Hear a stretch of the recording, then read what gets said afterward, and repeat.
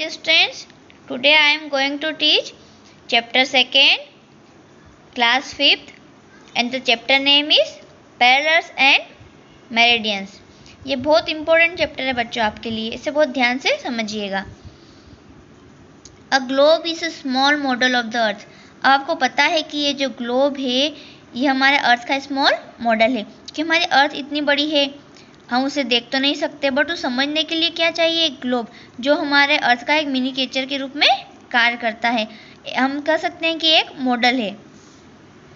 When we look at globe, जब हम इस ग्लोब को देखते हैं, we see several countries and places marked on it.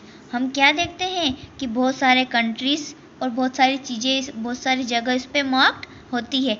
हम इसी से देखते हैं कि कौन सा कंट्री कहाँ पर है, हमारे ओशन कहाँ पर है, हमारे रिवर कहाँ पर है, हमारे माउंटेन कहाँ पर है, कितनी भी सारी चीज़ें होती है, हम इसी में देखते हैं. To find any place on a globe और a map, we use a system of imaginary lines which run from east to west and north to south on them. जब हम कुछ भी चीज़ में देखते हैं, चाहे हम कंट्री देखें या प्लेस देखें, तो हम किसकी हेल्प से देखते हैं, इमेजिनरी लाइन की हेल्प से. एक सिस्टम होता है, एक इमेजिनरी लाइन होती है जिसे हम कहते हैं काल्पनिक रेखाएं, जो इसमें होती है वो आपको दिखाई नहीं दे रही है, बट एक इमेजिनरी लाइन होती है, उसकी हेल्प से हम देखते हैं. The imaginary lines are known as latitude and longitude.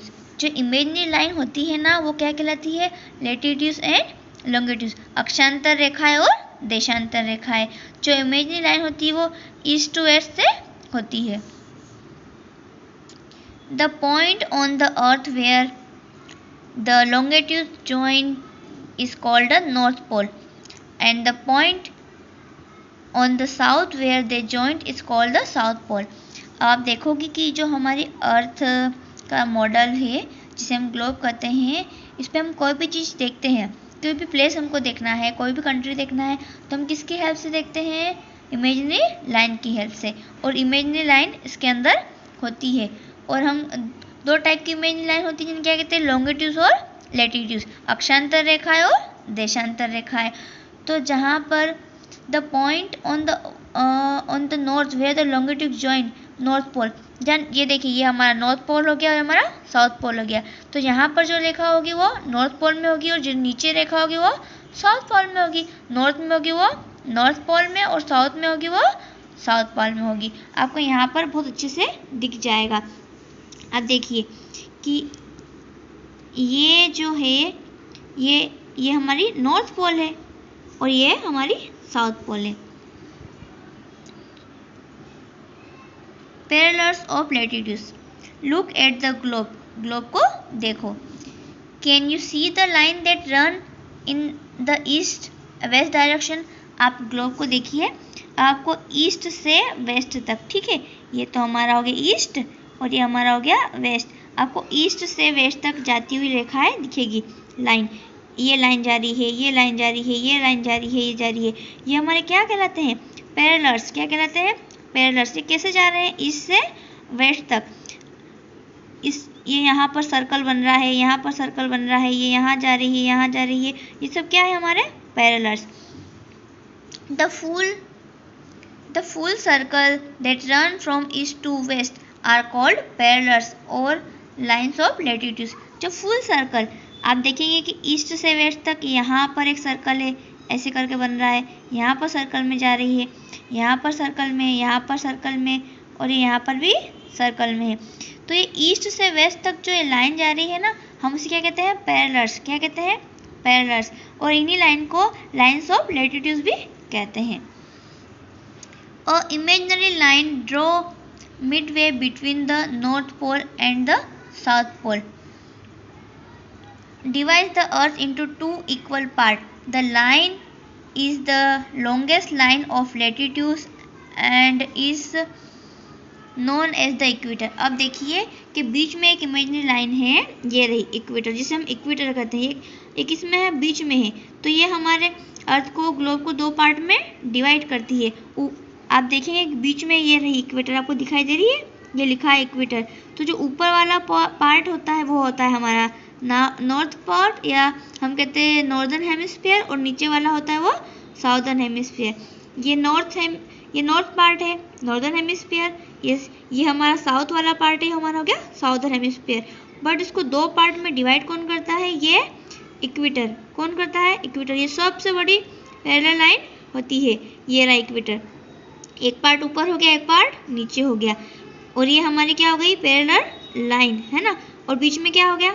Equator. Equator किसको दो पार्ट में डिवाइड करा? हमारे ग्लोब को, अर्थ को। ऊपर वाला पार्ट क्या हो गया? नॉर्दर्न हेमिस्फीयर, नीचे वाला साउदर्न हेमिस्फीयर। और सबसे बड़ी इमेजिन लाइन कौन सी है?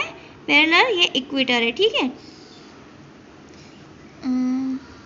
The part of the earth from the equator to the north pole is called the northern hemisphere, and the other half from the equator to south pole is called the southern hemisphere। ये मैंने आपको बताया ही है कि जब दो part में उन्हें डिवाइड किया तो ये ऊपर वाला क्या कहलाएगा? नॉर्दर्न हेमिस्फीयर, नीचे वाला साउदर्न हेमिस्फीयर। उसको दो पार्ट में किसने डिवाइड किया? इक्वेटर ने। ये हो गया हमारा इक्वेटर, और ये हमारे सारे क्या हो गए? पैरेलल्स। और ये सारे पैरेलल्स कैसे हैं? सर्कल में बने हुए हैं, है ना, ईस्ट से वेस्ट तक, ऐसे जा रहे हैं, ऐसे जा रहे हैं, सब लाइनें इस टाइप से जा रही है। Facts about parallels. There are 181 parallels और लाइन ऑफ द लैटिट्यूड्स। अब ये जो लाइन है ना, ये 181 है। कैसे? कि ये जो इक्वेटर है, आपको पता चला ना, ये हमारा इक्वेटर है, ये दो पार्ट में डिवाइड कर रहा है। तो ऊपर जो है वो 90 है। कितनी लाइन है? 90। यहाँ पर भी कितनी है? 90। नॉर्दर्न में हमारी 90 है और साउथ में भी 90 है। 90 और 90 कितना हो गया? 180। और एक हमारी क्या हो गई? इक्वेटर। तो क्या हो गया? 181, है ना।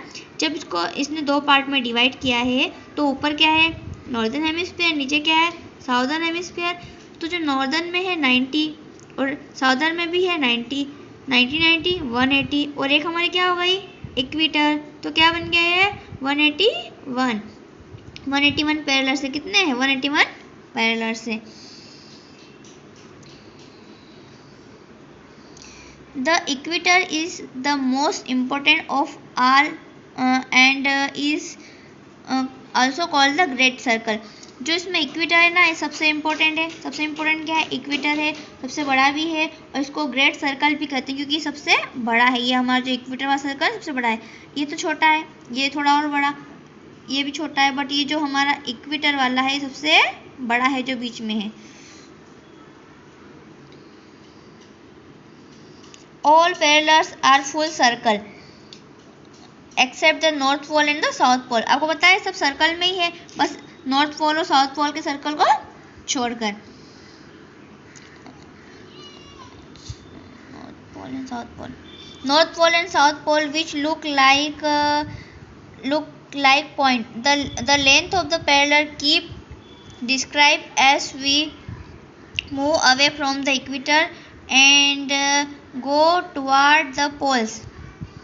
All parallel are at an equal distance from each other like parallel lines। These parallels or lines of latitudes also do not meet each other। अब आप देखेंगे कि ये सब इक्वल डिस्टेंस में है।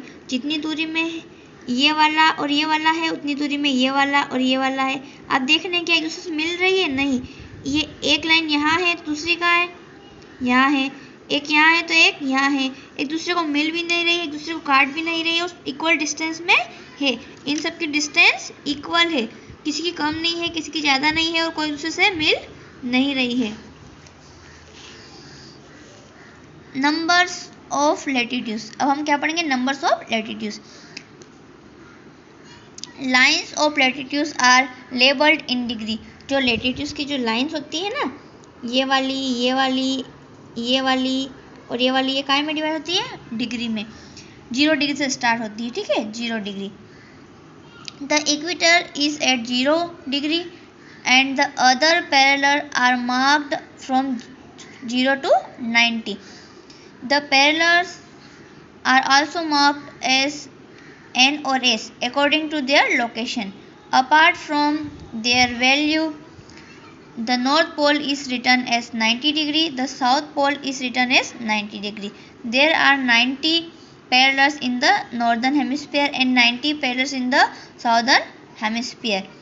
The parallels are drawn at the interval of 1 degree. अब आप देखेंगे कि ये जो हमारा नॉर्थ पोल है, यहाँ पे भी 90 डिग्री है, यहाँ पर भी 90 डिग्री है और यहाँ पर भी 90 डिग्री है, और जो हमारा इक्वेटर है ना, ये 0 डिग्री पर है।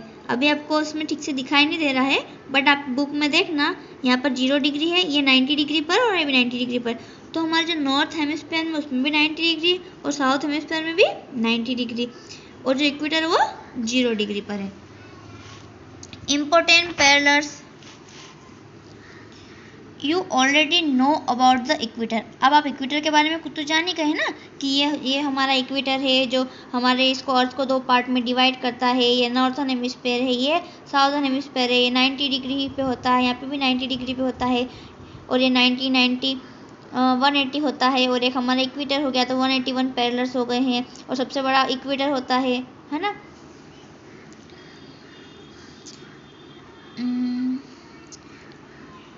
You already know about the equator, 0 degree North Pole and 90 degree and the South Pole 90 degree.